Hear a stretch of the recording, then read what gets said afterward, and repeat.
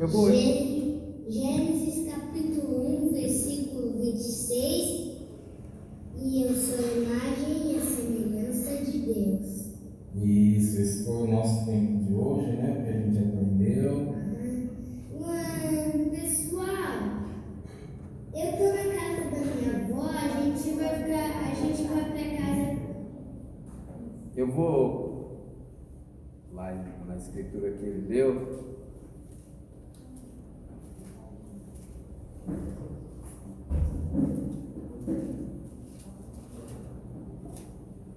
Gênesis capítulo 1, versículo 26. Geralmente eu falo, cobro dos irmãos para se manter nas escrituras só da ceia, né? Hoje eu vou abrir uma aspa para que a gente volte à essência e ao princípio, e depois a gente vai para o Novo Testamento. Amém.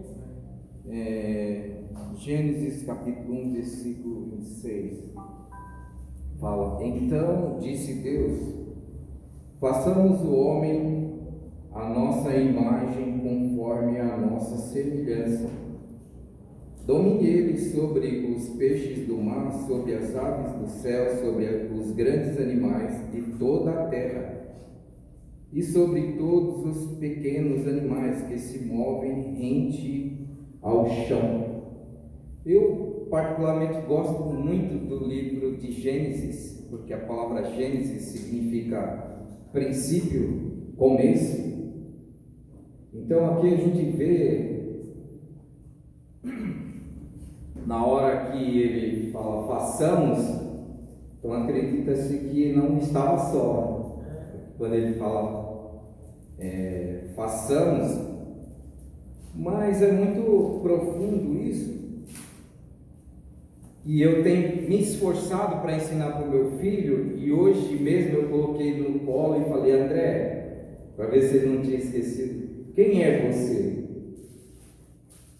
Ele falou: pai, eu sou a imagem e semelhança do Criador. Então eu quero ensinar isso para ele, porque eu sei que depois ele pode se perder, né? Se perder no sentido de querer ser um bom médico, querer ser um bom profissional, né? E falar: eu sou, segundo ele quer cavar a terra, quer achar dinossauro, né? E ele já sabe falar: eu quero ser um paleontólogo, né? Mas eu quero ensinar isso para ele, a essência, como ele fala aqui: façamos o homem a nossa imagem e semelhança. E por incrível que pareça, muitos seres humanos hoje, atual, muitos morreram e não entenderam isso. De repente, tem muitos que podem até tomar ceia sem entender isso. Como é que você pode não entender quem você é? Qual é a sua essência? Qual é a sua... Porque aqui é bem no começo mesmo, era o plano original. Que é a mentalidade do Criador. Façamos o homem a nossa imagem e semelhança. E eu tenho tido a oportunidade de receber várias pessoas no meu carro, sempre conversando, e as pessoas se orgulham de dizer: eu sou. E tem algumas coisas que eu acredito que o Criador permite que dizer que eu sou, e você não vai se perder nisso. Eu poderia dizer: eu sou pai. Eu sou pai. Tem algumas coisas que você é, mas tem algumas coisas que você é, como dizia meu avô, né? Meu avô trabalhava há pouco fazendo, até você tomar uma martelada no seu dedo. Você é até acontecer algum problema. Aconteceu, já era. Você não é mais, você esquece.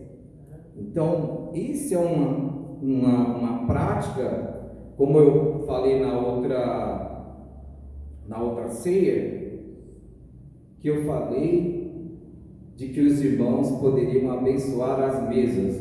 Não sei se os irmãos lembram que você tem esse poder, você tem essa capacidade de ir aonde o outro não pode ir, e você pode abençoar as mesas, sentando com as famílias, indo até aonde o outro não pode ir, mas a questão é você. Você pode abençoar as famílias. Então eu queria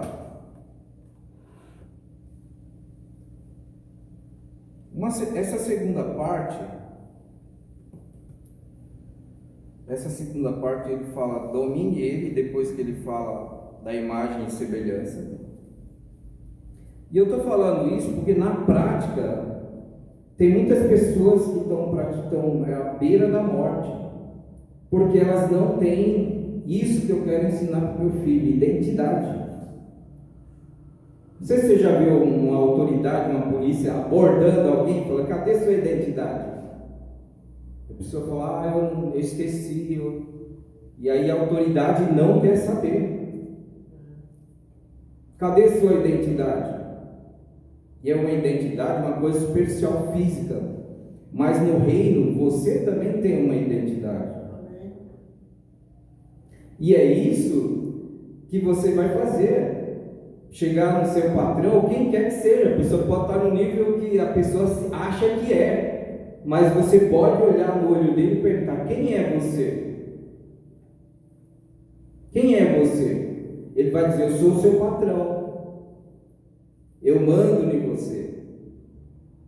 E aí é onde entra a questão de, como eu falei, de você abençoar as mesas, também de você ensinar e ajudar as pessoas a ter uma identidade, saber quem elas são, porque muitos estão tirando as suas próprias vidas, porque não tem isso, não tem identidade, não entende Gênesis 1, capítulo 26. E a segunda parte que eu não ensinei para o André, ele fala, domine ele sobre os peixes do mar, sobre as aves, e aí ele vai falando, domínio. Tem uma coisa atual que está dominando o ser humano, e eu luto muito para não ser dominado, mas é difícil. Por que o ser humano está tão triste, tão falta de relacionamento? Por falta de domínio. Porque o ser humano não consegue dominar esse negócio aqui. Deus falou, domine. Eu criei você para você ir e dominar, jamais na igreja, não domine nenhum ser humano. Você não tem o direito de querer dominar o outro, controlar o outro. Mas aí Deus deu a liderança, domine, e plantar, colher, tenha domínio sobre isso. Essa parte sobre liderança eu não ensinei para o André, não falei, só falei a primeira parte. Eu ainda não falei para ele, não ensinei, que eu quero repetir essa questão também para que ele aprenda a dominar, porque mesmo sendo criança, ele já está sendo dominado pelo celular. Assim também como você tem que parar para pensar quantas horas eu passo nesse negócio por dia. Sei que eu estou dominando, demorando. Eu falei que ia abrir aspas, né? Geralmente eu gosto de falar só da ceia mesmo. Mas espero que essas palavras, mesmo sendo no Gênesis, que você compreenda. Amém. Que você passe a dominar mais, a ter liderança, porque senão vão exercer liderança sobre você. Uma liderança que não é uma liderança espiritual, é abusiva. É o que os seres humanos estão com muitos problemas, porque eles estão perdendo para a internet, para a máquina, para muitas coisas. E aí o ser humano se vê numa situação onde ele não tem mais domínio. onde ele perdeu o domínio. Uma outra, eu tinha marcado mais duas escrituras, mas a outra vez eu marquei o tempo aqui no...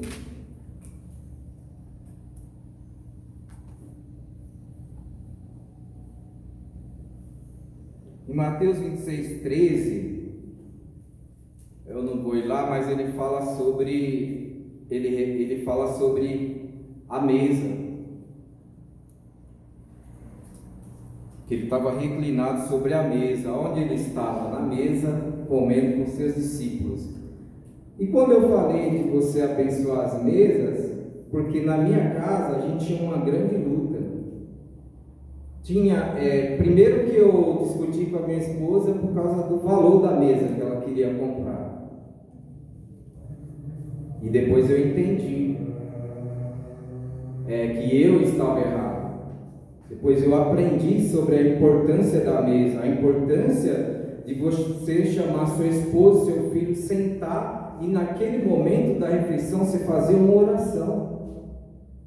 Porque dizem que eu aprendi que sobre os maiores marginais é porque eles não tiveram um pai que sentou, que ensinava, que naquele momento da refeição ele aproveitava aquele momento para ensinar para o seu filho, para passar aquele tempo com o seu filho. E muitos se perdem, não somente pelo motivo da mesa, mas eu estou falando da importância.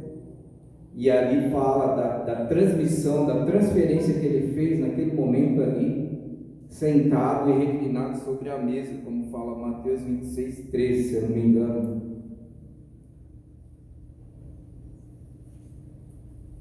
E aí ele fala sobre a nova aliança. Eu não vou estender muito para não demorar, mas ele fala um dos maiores sacrifícios que o ser humano pode oferecer na face da terra. E eu tenho me esforçado para derramar o suor, que é difícil. A gente, a idade vai chegando, a gente não quer mais se esforçar. Outro sacrifício é lágrima, derramar lágrima. Mas ele vai falar para os discípulos na mesa que ele fala do sangue da nova aliança. O sangue que eu irei derramar, o sangue da nova aliança, que é um dos maiores sacrifícios que alguém possa oferecer, é morrer. Saber que vai morrer, né? Ele estava passando por momentos muito difíceis, porque eles sabiam o que iam fazer com ele. Muitas coisas, muitas maldades. Uma delas, você lembra, fala que eles formaram uma fila para cuspir em cima dele.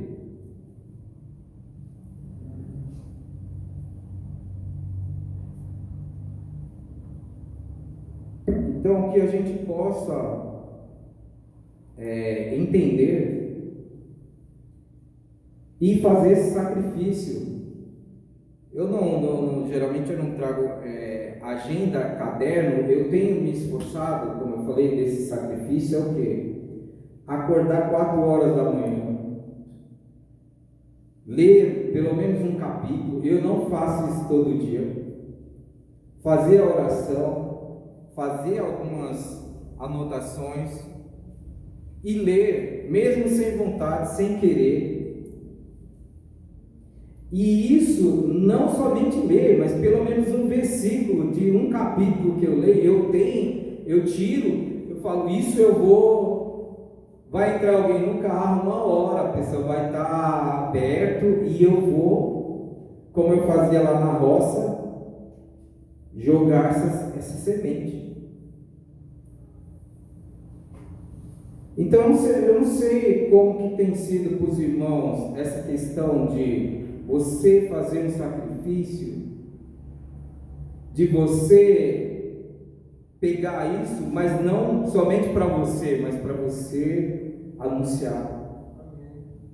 E isso, com certeza, vai gerar fruto. Se você praticar isso, porque tem muitos ditados no mundo, né? Fala, o sol nasce para todos. Tudo bem, mas os espertos acordam primeiro que ele.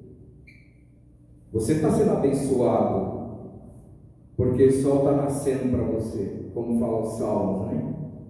E as pessoas jogam isso na cara da gente. Tá bom, mas será que você conseguiria alguns dias? E aí eu lembro quando eu estou lá fazendo meu tempo, os raios do sol tá escuro, os raios começam a entrar pela janela. Então o sol nasce para todos, mas os espertos acordam primeiro.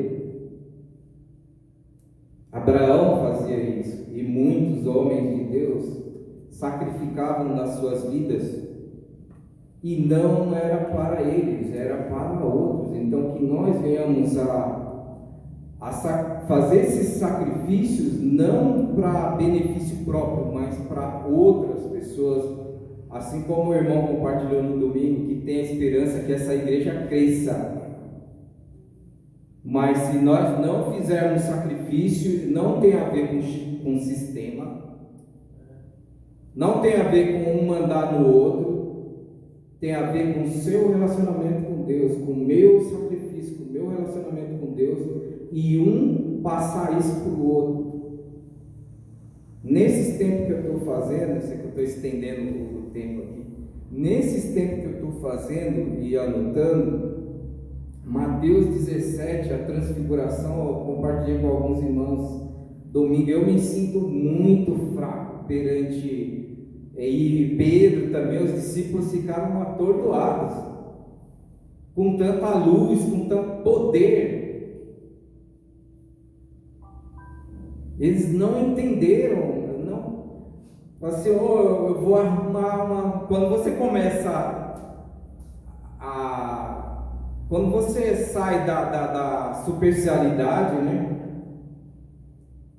É incrível, mas enquanto você quer armar barraca, você fica todo emocional. Quando você começa a enxergar,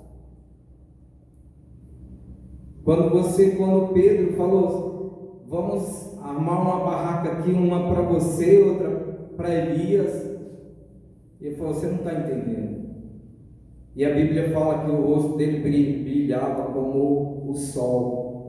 Então, irmão, esse poder eu queria deixar dizer para você, está em você. Só que não deixa de ler as Escrituras, não deixa de orar, não desanima e não desista. A mesma coisa eu falo para o pessoal, acho que vai estar vendo aqui, que o Francisco fala aqui. Às vezes quer que fique mais longe, mas acho que tem que ser mais perto. Para esse pessoal que estão na internet também, a gente tem que olhar dentro dos olhos. Quanto mais perto, melhor. Acorda que você vai dar fruto. Acorda que você vai ver que a semente, você vai conseguir semear. Depois, quando você for descansar, não se preocupa, porque aí é Deus que vai fazer o crescimento. Não é mais você, não tem a ver com você, mas apenas faça como eu fazia lá na roça. Eu plantava muito. Eu plantava arroz, e o processo é 6 meses, mas às vezes dá preguiça. Você ser um semeador, dá preguiça, porque você tem que escolher a terra. Eu tinha que pedir para o meu pai, falar, pai, eu quero plantar naquela região lá, porque eu sabia que era boa. E meu pai falava, tudo bem. Então que possamos acordar e lançar mais essa semente. Você tem a semente. Se utiliza disso. Não tenha isso na mão, sem saber o que fazer. Joga na terra que ela vai morrer. E com certeza vai dar muitos frutos.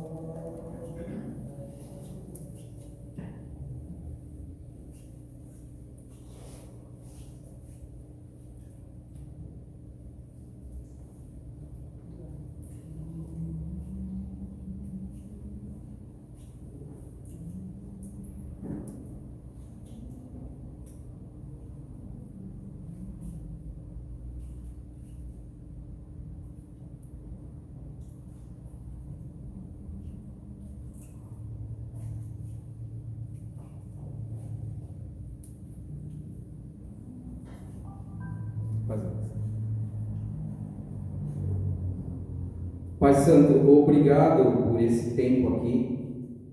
Eu sei que eu posso ter sido cansativo por causa do tempo, estendi o tempo aqui, mas obrigado por essa oportunidade. A minha oração não é para que isso se perca, mas a minha oração é para que entre no profundo do coração, para que nós possamos gerar frutos, mas frutos assim como eu me alegrava com aqueles frutos que vinham da terra,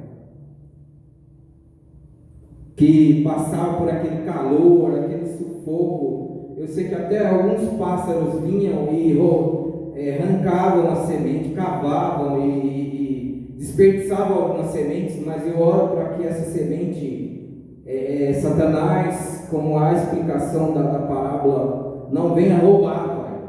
Que nós vamos crescer, sim, que nós vamos frutificar, porque isso é para a tua alegria, isso é para o teu reino, isso não é para a glória de ninguém.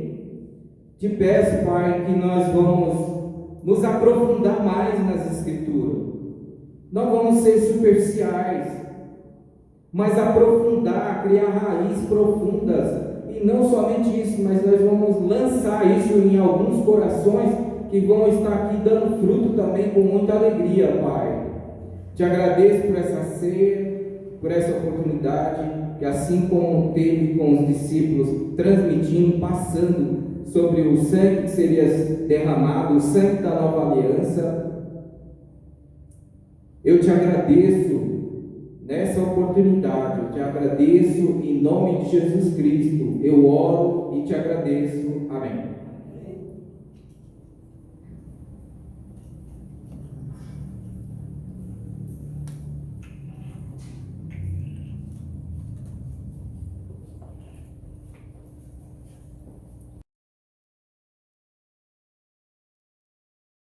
Amém, meus irmãos? Quero dar nosso aviso aqui. Se amanhã, segunda-feira, nós temos aqui na igreja culto de oração às 19h30, amém? Quarta-feira, culto de semana. E sexta-feira, culto de intercessão, também às 19h30. E quarta-feira, também às 19h30, amém? E segunda-feira estamos de volta aqui em nome de Jesus para glorificar o nome do Senhor, amém? E o domingo, desculpa, vocês me conhecem, né? E o Vitor vai dar um último aviso, tá? Amém. Bom dia, igreja.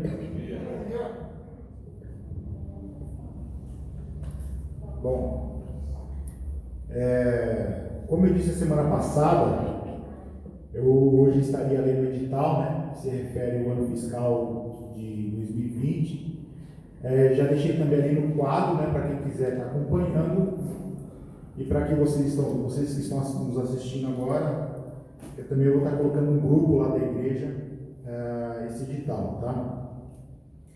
Então assim, eu vou estar lendo esse edital agora, diz assim: senhores membros, atentando ao disposto do Estatuto da Igreja de Cristo no ABCD, no que consta no artigo 31, no parágrafo 1, e no parágrafo 1º e no parágrafo 3º, estamos convocando a todos para a Assembleia Geral Ordinária, a ser realizada de forma presencial no dia e horário citados abaixo, que é no dia 28 do 2, né, que é no último domingo do mês.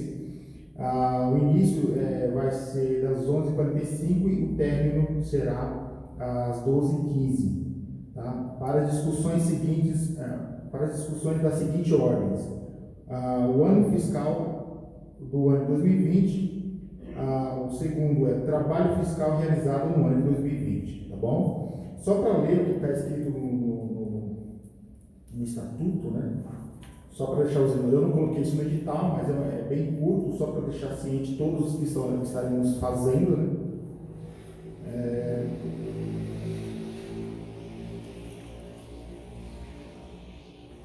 No artigo 31, parágrafo 1º diz assim: a periodicidade da Assembleia Geral Ordinária será anual, a ser realizada no primeiro bimestre do ano, no máximo, sendo a extraordinária convocada quando se fizer necessário. Parágrafo 3º. A Assembleia Geral Ordinária será convocada para a deliberação dos incisos 10, 11 e 12 do artigo 30, sendo esta ordinária convocada para a deliberação dos demais incisos. Do artigo 30, eu vou pegar só o inciso 12, que diz assim: apreciar e aprovar demonstrações financeiras e contábeis do ano anterior. Tá? Então é somente isso. Tenham boa tarde a todos, tenham um ótimo culto. Obrigado.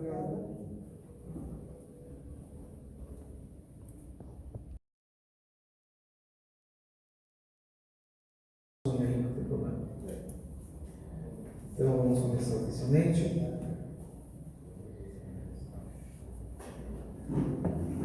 Hoje nós vamos falar sobre recompensa. Eu até tenho em casa uma camiseta com recompensa no meio aqui, só que o amador não ia gostar, então tive que deixar em casa. Aí quem estiver curioso pode perguntar para o amador. O pé dele. Recompensa. Esse é um tema que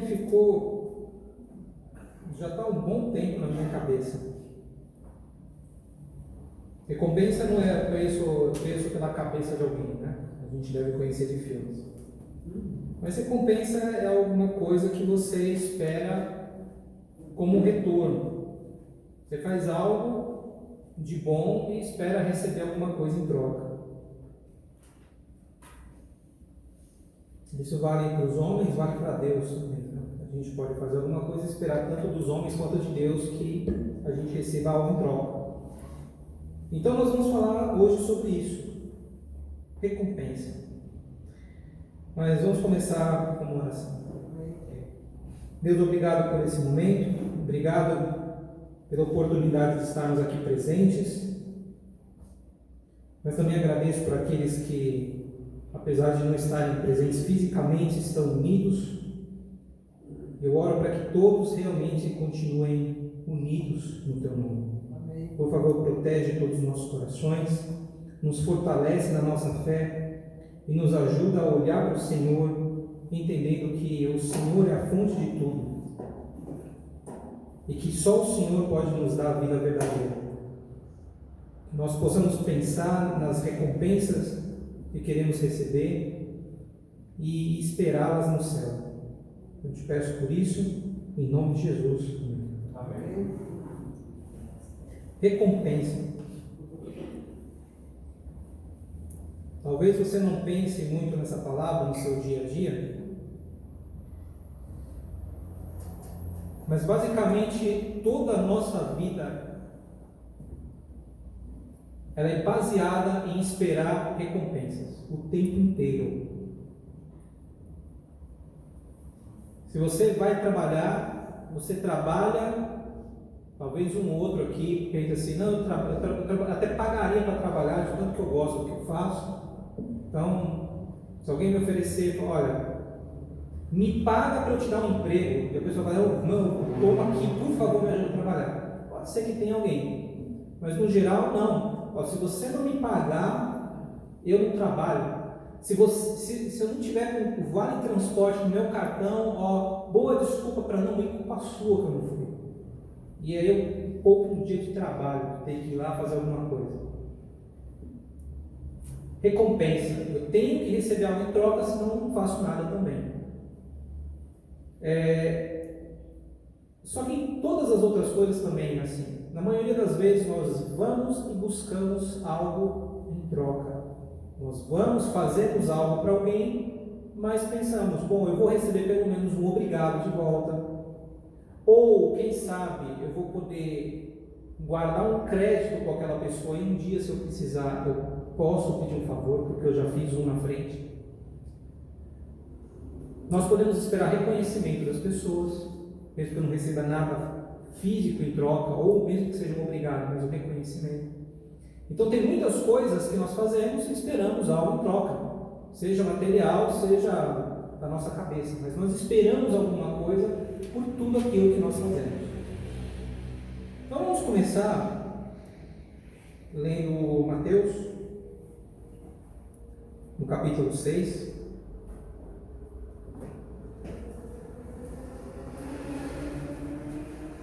Porque essa escritura foi a primeira na verdade a escritura veio antes do tempo. Por algum motivo eu fiquei com essas escrituras aqui na cabeça, em que Jesus fala sobre recompensa. Mateus capítulo 6.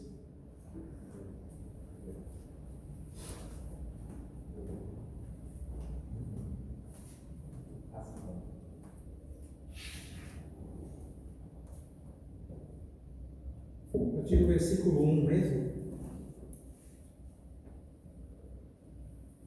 Então aqui Jesus está falando para as pessoas ao redor dele: tenham cuidado de não praticar as suas obras de justiça diante dos outros, para serem vistos por eles. Se fizerem isso, vocês não terão nenhuma recompensa do Pai Celestial. Vou dar uma pequena pausa, a gente vai ler muito mais do que isso. Mas aqui tem um trecho que, dependendo da tradução, por exemplo, aqui mesmo está com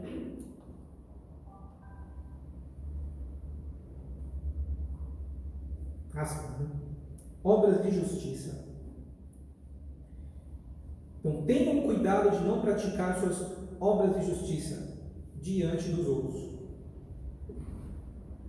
Bom, se você for consultar algum teólogo, alguns teólogos, provavelmente eles vão vir com toda uma história do que significa exatamente essas obras de justiça.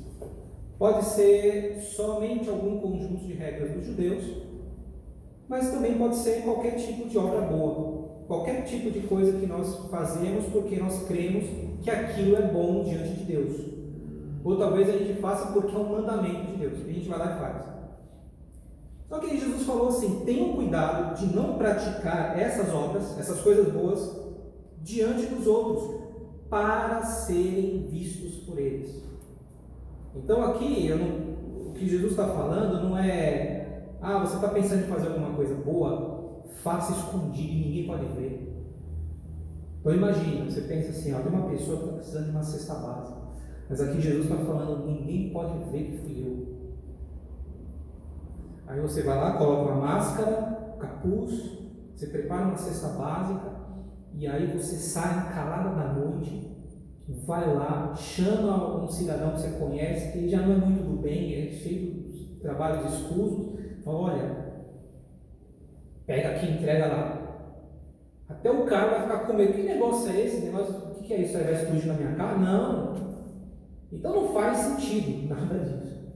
Então Jesus não está falando faça e dá um jeito de que ninguém jamais saiba que é você, não. Mas ele está falando faça com a motivação correta e não faça para ser visto. Faça bem, mas não faça para ser visto. Se fizerem isso, ou seja, ficar exibindo para todo mundo, vocês não terão nenhuma recompensa do Pai Celestial.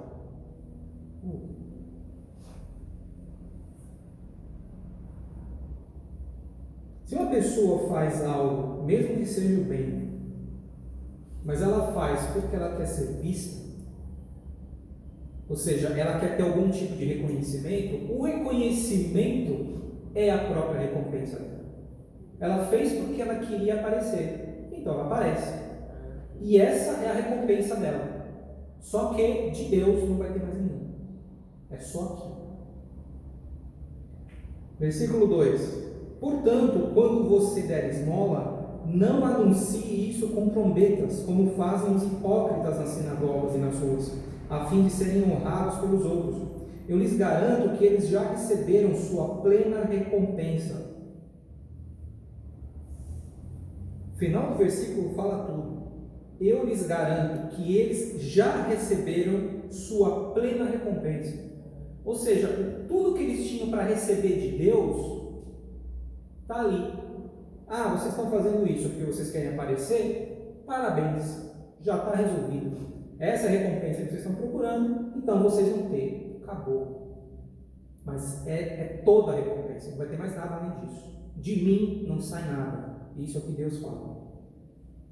Versículo 3: Mas quando você der esmola, que a sua mão esquerda não saiba o que está fazendo a direita, de forma que você preste a sua ajuda em segredo, e seu Pai, que vê o que é feito em segredo, o recompensará.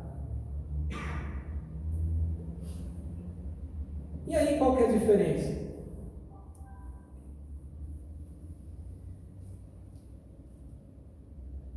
O problema é o segredo? Não é o segredo. Tem problema nenhum você fazer algo que alguém veja. Né?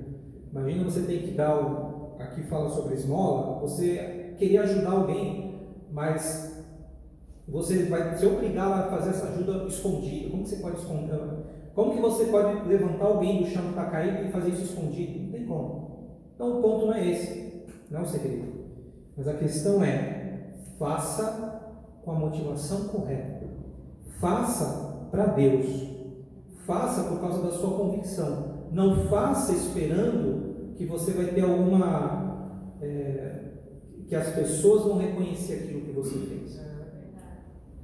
Inclusive, se você pode olhar na vida de Jesus, e Jesus ele não tinha como evitar, ele era famosíssimo, ele era procurado, as pessoas sabiam quem ele era, então não tinha nem como ele viver em segredo, mas em alguns momentos dá para ver claramente que ele fugia das multidões. Ele percebia, não, agora já deu, momento de celebridade aqui acabou, e às vezes ele chegava e falava coisas duras para o povo, porque ele falava, olha, eu espero que vocês entendam que eu não estou aqui para atrair um monte de multidões simplesmente para atrair, eu quero que vocês escutem a verdade e sigam. Agora, se vocês estão aqui só por nada, tá bom, eu vou dar algumas aqui na cabeça de vocês, que vocês vão por conta própria, e eu vou provar o coração de vocês. Como a gente vê lá em João capítulo 6. A impressão que dá é que Jesus forçou a barra para que todo mundo fosse embora. Vão embora? Não, vocês querem ir também? Estou falando aqui todas as coisas. Eu quero que vocês comam a minha carne e bebam meu sangue. Tá bom agora? É o suficiente para vocês irem embora correndo aqui? Eu acho que é, né? Tchau. E aí algumas pessoas, pelo menos os apóstolos, falaram, não, mas a gente não tem para onde ir, porque o Senhor que tem a verdade, não tem outro lugar para ir. Não tem como fugir, não tem por que ficar mudando para lá e para cá. O Senhor não fala a verdade, nós seguimos, acabou. É o suficiente para nós. Então Jesus ele não esperava esse reconhecimento humano, ele detestava isso. O que ele queria era uma adoração verdadeira a Deus. E ele conseguia enxergar isso nas pessoas. Quem amava a verdade, Jesus enxergava. E Jesus dava o valor devido para essas pessoas. Mas quem estava lá simplesmente por estar, sem convicção nenhuma, acabava indo embora mais cedo ou mais tarde. E algumas delas que iam atrás de Jesus, depois, como até o Levi falou, alguns estavam cuspindo nele, jogando pedra na cruz, xingando, ofendendo, provocando as mesmas pessoas. As pessoas que foram lá para buscar cura, depois estavam falando, não, crucifica esse homem, solta Barrabás. Era a multidão.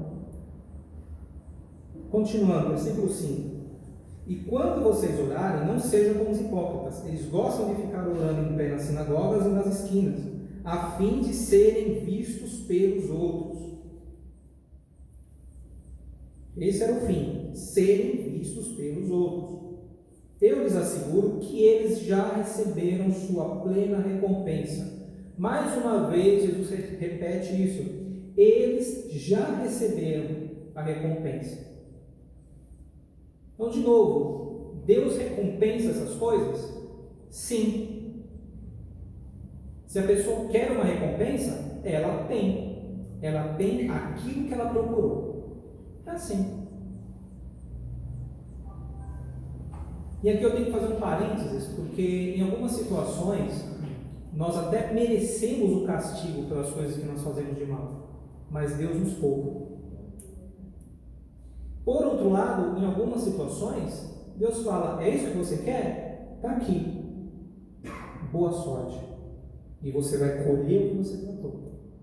Aí isso acontece. E não poupa. Em algumas situações, Deus vai nos poupar, em outras não. Mas aqui ele fala que se as pessoas estão procurando uma recompensa ruim, Deus vai falar, tá bom, já que é o que você quer, toma aí.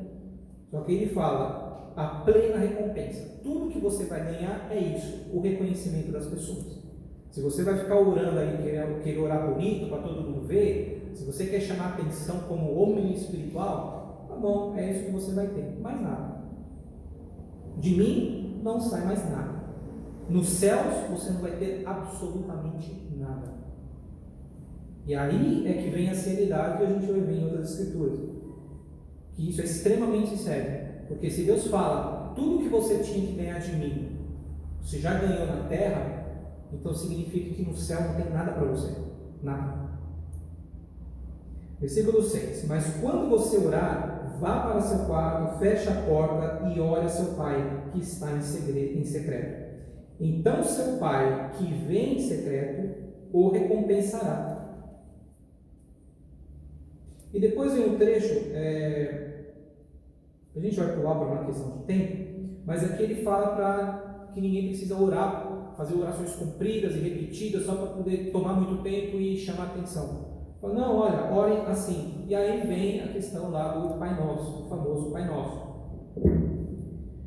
E é isso que ele fala. Então, se vocês querem um modelo de como orar, é isso aqui, ó, rapidinho, é uma oração de menos de um minutinho. Mas se você pegar a essência do que está aqui, você vai perceber, você orou muito curto, mas você foi direto ao ponto e falou do seu coração para Deus. Você deu honra a Deus, você falou sobre o reino dele, colocou nas mãos de Deus as vontades dele na frente das suas, pediu o que foi necessário, que é o pão de cada dia e o perdão dos pecados. É isso.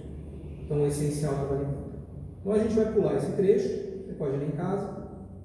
Então versículo 16, mais uma vez, quando jejuarem, não mostrem uma aparência triste como os hipócritas, pois eles mudam a aparência do rosto a fim de que os outros vejam que eles estão jejuando.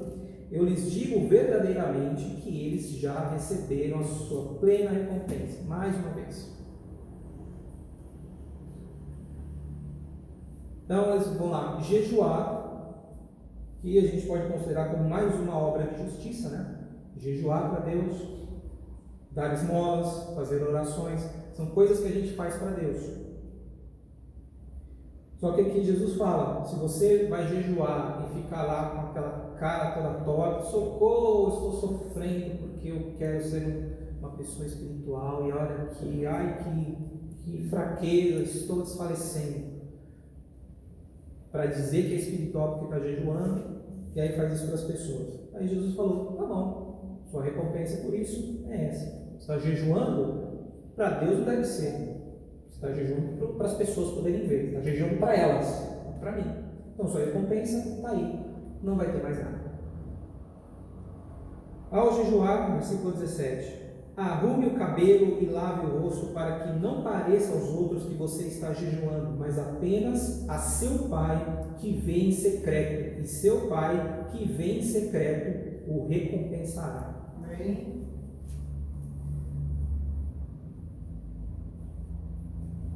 Então, Jesus deu 3 exemplos, assim, o suficiente para deixar muito claro que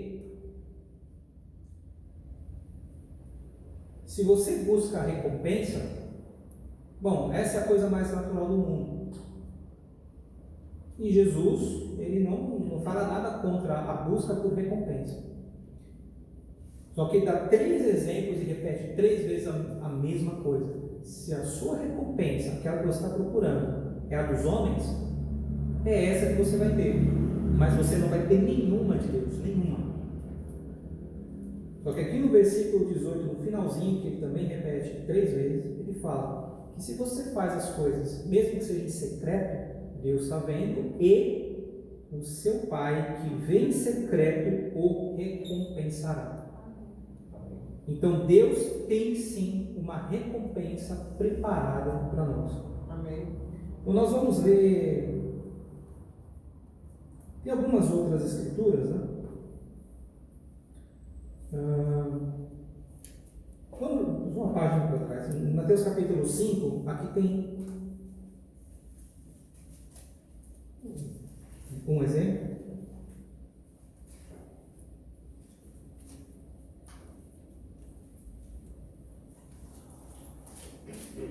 versículo 11.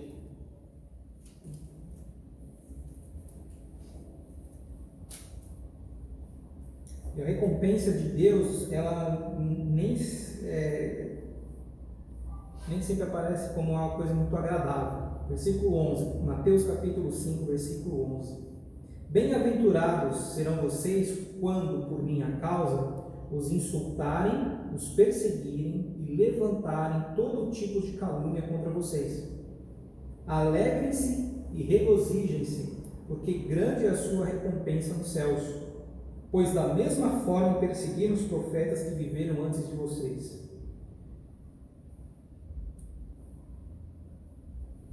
Não é o tipo de recompensa que a gente deve pensar em primeiro lugar. A gente pensa no quê? Algum tipo de bênção material, ou talvez alguma coisa para a saúde, para voltar a ter uma saúde boa, ou manter a saúde boa, paz na vida, não ter preocupações. A gente pensa em algumas coisas assim como recompensa. Só que aqui Jesus está falando, olha, bem-aventurados se vocês forem insultados e perseguidos, caluniados. É o tipo de coisa que a gente procura, que a gente gosta? Não, hoje eu quero ser ofendido por alguém. Hoje eu quero que alguém me quebre no meio por Jesus.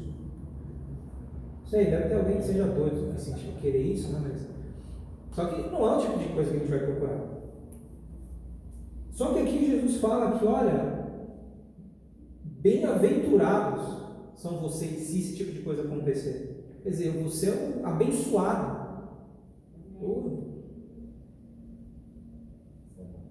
E aí no versículo 12 ele fala, então alegrem-se, porque grande é a sua recompensa nos céus. Então Jesus deixa claro que se nós buscamos algo que tem valor, uma recompensa verdadeira, ela não está na terra, ela está no céu. Grande é a sua recompensa nos céus. E mais, ele vai além, ele fala, olha, porque se acontece uma coisa desse tipo, que provavelmente nenhum de vocês vai gostar que aconteça, mas se acontecer, é o que acontecia com os profetas. E os profetas, eles são considerados os heróis da fé. São aqueles com quem Deus falava diretamente. E eles eram perseguidos na época, mas depois o nome ficava famoso, né, até hoje. A gente fala lá sobre Elias, Eliseu, Isaías, então, os profetas. Mas se você olhar para a vida deles na época, você fala, pelo amor de Deus, nunca na minha vida eu quero chegar perto de ser isso aí. Porque era ele, Deus, contra o resto do país inteiro. Depois eu te falo, nunca na minha vida, Deus me livre de ter que passar por isso. Só que aí Jesus fala, olha, grande vai ser a recompensa porque você vai ser igualado a eles. Você vai ser um da lista dos profetas. É uma grande honra para Deus quando se você aceita e você passa por esse tipo de coisa. Essa é a expectativa de Deus. Então, o que Deus faz aqui com essas escrituras e com várias outras é nos fazer pensar e lembrar que quando nós somos cristãos verdadeiros, significa que as nossas recompensas, e a gente tem que se concentrar muito, porque é difícil, que a nossa recompensa verdadeira, ela está no céu, guardada lá para nós, não é aqui.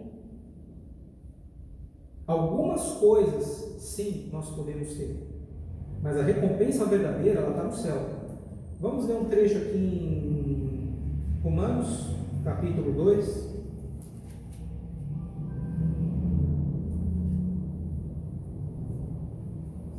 Romanos, capítulo 2.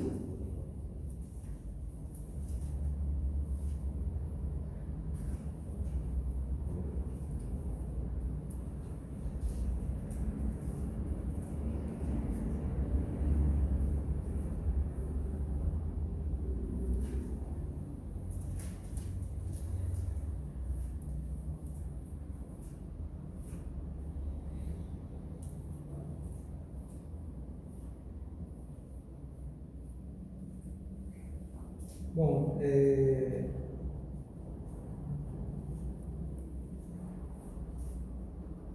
um pouco difícil resumir o contexto da Escritura, né? Mas se você vê no capítulo 1, Deus começa a descrever o comportamento do ser humano no mundo. Tudo que ele se entregou, tudo que é mal, está descrito aqui. E aí, nós vemos um versículo, no capítulo 1 de Romanos, versículo 32, que é o último, né? Embora conheçam o justo decreto de Deus, de que as pessoas que praticam tais coisas merecem a morte, não somente continuam a praticá-las, mas também aprovam aqueles que as praticam. Então esse é o mundo. O mundo concorda com aqueles que pensam como eles. Eles se abraçam entre eles e dizem: aqui nós estamos fazendo coisas muito legais, é gostoso viver desse jeito, é uma maravilha. As pessoas sofrem e tentam esconder o sofrimento para que ninguém veja, e tentam criar aquele alarde de que a vida no mundo, de que a vida no pecado é maravilhosa. É o que alguns veem nas redes sociais. Estou falando do que eu não sei, porque eu nem entro lá, nem faço ideia, só escuto falar do mundo da fantasia que as pessoas querem mostrar. Tudo é maravilhoso, tudo é lindo, só o que é bom aparece lá. Só o que é agradável, não é bom, o que é agradável aparece lá. E as pessoas acabam acreditando. E é o que esse versículo fala, que elas praticam coisas pelas quais elas merecem a morte por Deus. Elas merecem a morte. Mas não só elas continuam a praticar essas coisas, mas aprovam os que praticam. Então essa é a recompensa que o mundo tem, e Deus dá essa recompensa.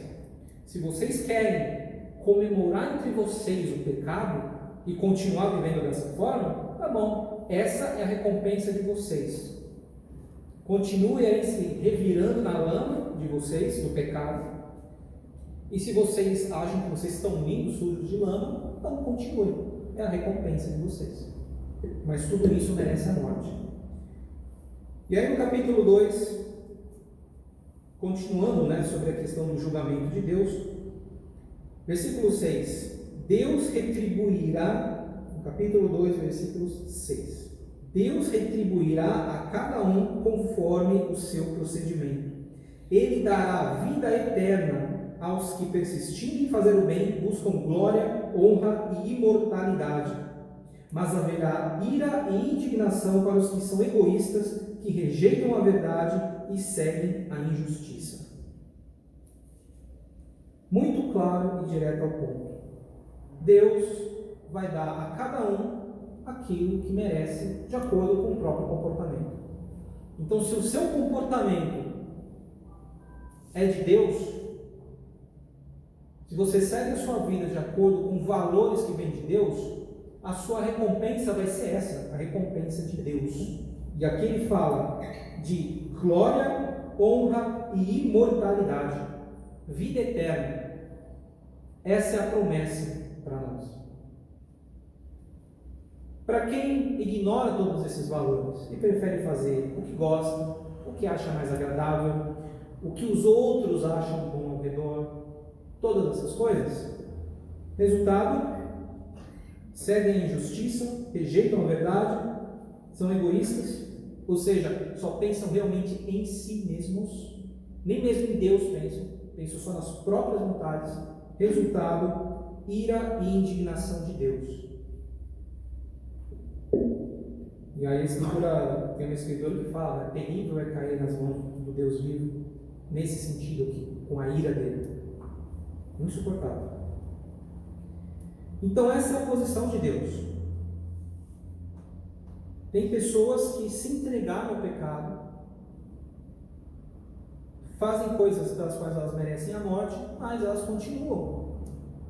E as pessoas se juntam entre elas para aprovar aquilo que uma faz, a outra vai lá, é isso mesmo. Joinha. Enquanto isso, Deus está preparando simplesmente a morte para elas. Colossenses capítulo 3.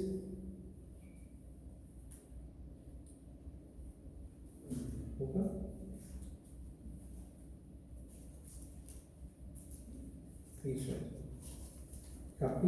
Colossenses capítulo 3.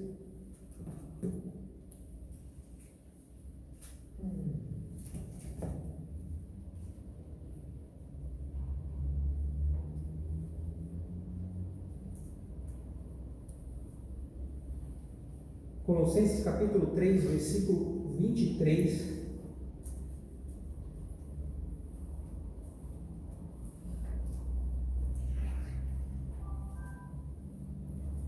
E é como se fosse um resumo daquilo que Jesus falou lá em Mateus capítulo 6. Aqui está escrito, versículo 23: tudo que fizerem, façam de todo o coração, como para o Senhor e não para os homens, sabendo que receberão do Senhor a recompensa da herança. É a Cristo o Senhor que vocês estão servindo. Amém.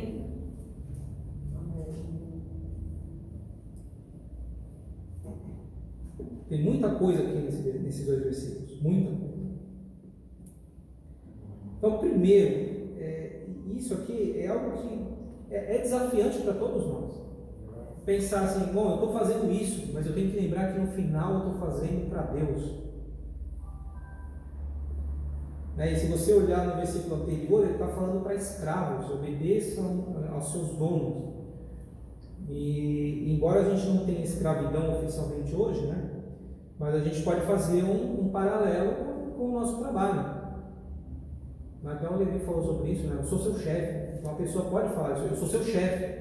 Se você aceitou vir aqui e você aceita que eu vou te pagar alguma coisa, então durante esse tempo sou eu que determino. Você vai fazer o que eu falo. Na escravidão? Porque você aceita, só que é uma escravidão voluntária. Porque aí você cala a sua boca e vai lá e faz. Em alguns casos você aceita calúnia, você aceita ofensas. Né? Espero que não seja mais o caso, mas até pouco tempo era completamente normal.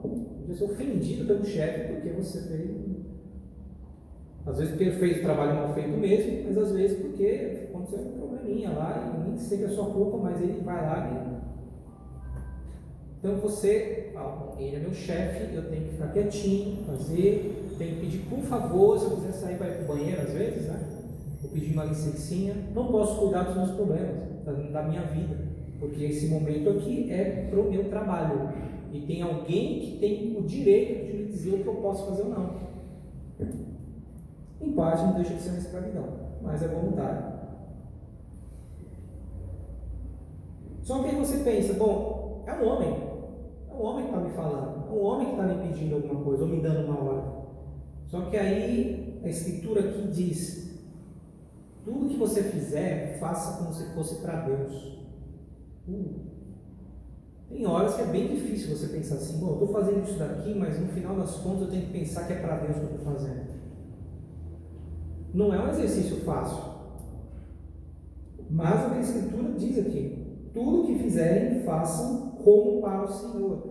E isso vale não só, digamos assim, como uma motivação, né? Ou você querer purificar o seu pensamento, falar, bom, vou fazer algo excelente, porque de alguma forma Deus pode trabalhar nisso que eu estou fazendo. Então, eu vou dar meu melhor, porque isso aqui pode dar algum fruto espiritual. E isso é verdade.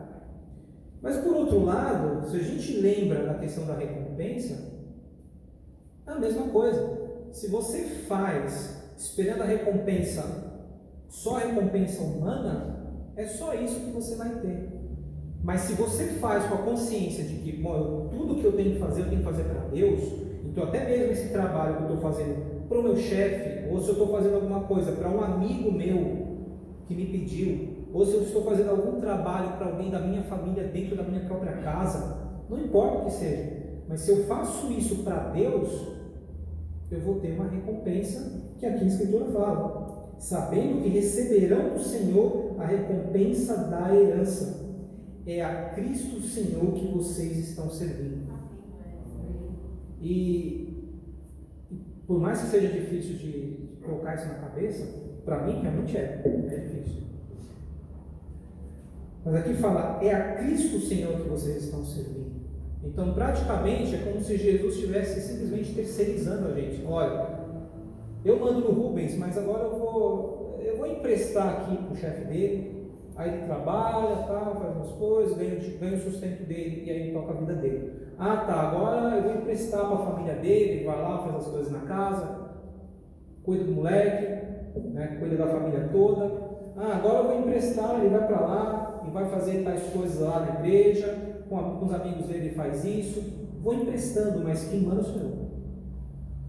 Então, esse último, no finalzinho do versículo, Deus dá essa noção de que nós precisamos ter em mente, que Jesus, ele tem toda a autoridade sobre a nossa vida, acima de qualquer outro.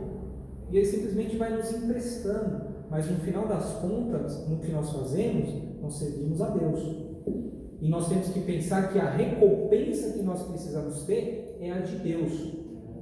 Se você faz para as pessoas, é o que vai acontecer. A sua recompensa vai ser: bom, você vai trabalhar, toma teu salário. Não vai passar disso. Ah, você fez alguma coisa com um amigo seu, nem agradecimento teve. Aí você vai lá e se frustra, porque você fez achando que ia receber alguma coisa em troca, pelo menos algum reconhecimento. Aí você fica chateado. E assim por diante. Mas o que essa mensagem deixa claro é: faça de todo o coração para o Senhor. E pense que vocês vão receber a recompensa da herança, que é a vida eterna. Então, só para terminar, vamos lá, Apocalipse 22.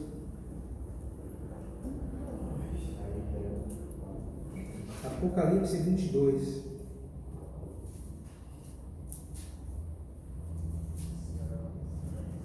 Versículo 12.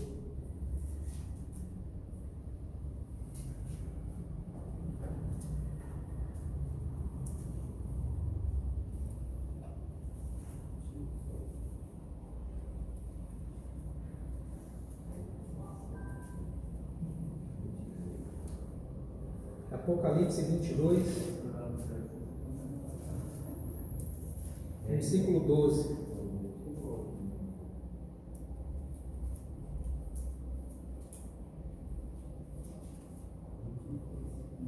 Então, Jesus fala assim: eis que venho em breve, a minha recompensa está comigo, e eu retribuirei a cada um de acordo com o que fez.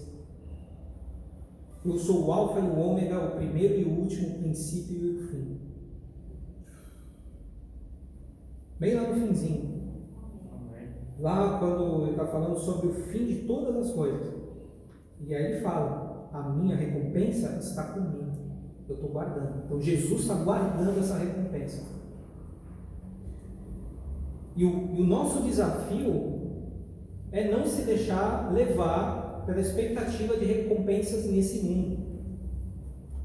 E isso vale para tudo. Vale pela recompensa do pecado, porque nós podemos nos deixar levar por uma tentação e acreditar que se eu pecar, eu vou ganhar isso, eu vou ganhar aquilo, vai ser melhor. Talvez não tenha paciência de esperar em Deus, ou que seja. Ou não vai acontecer nada, não vai ter problema nenhum se eu pecar aqui rapidinho. Não importa o que seja, mas nós podemos ceder à tentação do mundo e pecar, esperando uma recompensa imediata desse mundo. Mas o fruto é a morte, o fruto é a destruição, o fruto são consequências ruins que Deus pode nos poupar delas algumas vezes e outras não. Isso pode acontecer. E se nós esperamos também essa recompensa do homem, isso vale para tudo. Vale até mesmo no nosso meio aqui, na igreja. Então, pessoas acabam criando expectativas sobre a igreja e elas começam a esperar esse tipo de recompensa. Ah, mas eu quero fazer tal coisa, e aí se eu fizer isso dentro da igreja ou pela igreja, eu espero que vai acontecer tal coisa. Ou que a igreja vai ser assim e assim e assado. E em algumas situações ela não é. E aí a pessoa se frustra e ela procura outras coisas em outros lugares. Bom, Posso falar por mim, não vou falar por mais ninguém, vou falar por mim. Eu não me importo nem um pouco com a quantidade de pessoas dentro de uma igreja. Nenhuma.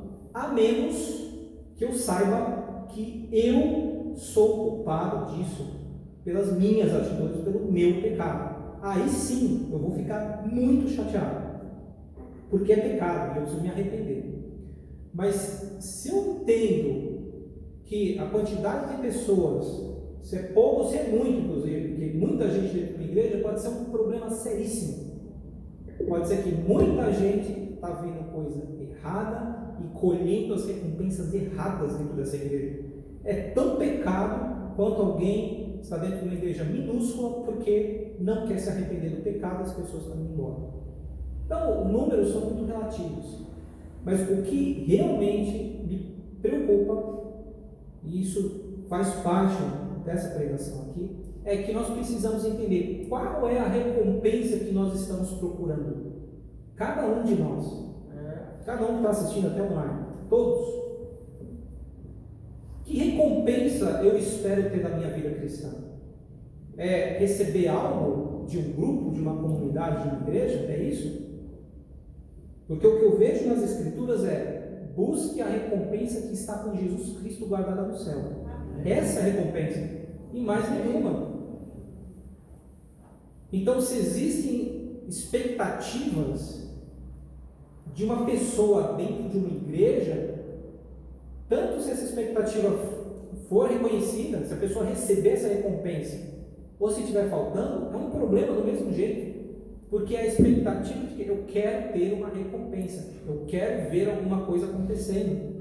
Agora, se não vem de Deus, pode ser que está acontecendo exatamente o que aqueles homens faziam. Algumas pessoas entopem em igrejas porque elas estão colhendo a recompensa que elas queriam ter.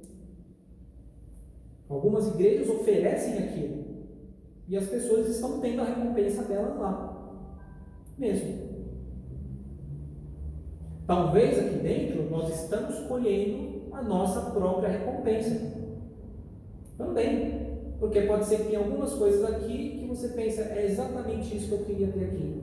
E aí eu recebo. Maravilha. Não é diferente daqueles homens que a gente viu lá Jesus falando. Eu vou lá, oro e todo mundo fala: que homem espiritual. Pronto, está recebendo a recompensa. É a mesma coisa. Então o que todas essas escrituras falam é sobre purificar o nosso coração. Uma purificação é procurar entender qual é a minha motivação. Que tipo de recompensa eu estou procurando na minha vida? Se eu quero uma recompensa que é de Deus, que está guardada com Jesus, então eu simplesmente vou seguir a minha vida, eu vou servir a Deus com o melhor que eu posso, vou ajudar as pessoas que estão ao meu redor, vou manter a minha fé, vou trabalhar para continuar unido com essas pessoas, e assim por diante. E aí não dá para eu ficar resumindo a Bíblia toda em 30 segundos. Mas é a vida espiritual. A gente tem que ir seguindo essa vida, servindo a Deus. E a recompensa, o fruto do trabalho vem quando? Lá no final. Lá no último dia, no dia do julgamento. Se a gente ganha algumas coisas aqui na terra, maravilha.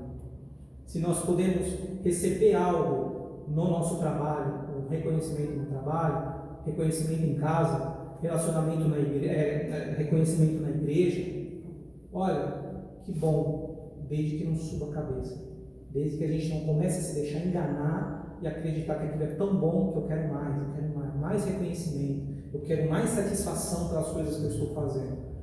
Se tiver, que seja, mas que seja de Deus, e não porque nós queremos reconhecimento das pessoas, recompensas humanas. É esse tipo de purificação que nós precisamos, e essa mensagem que eu gostaria de deixar hoje, na primeira pregação. Deus, obrigado por essas escrituras.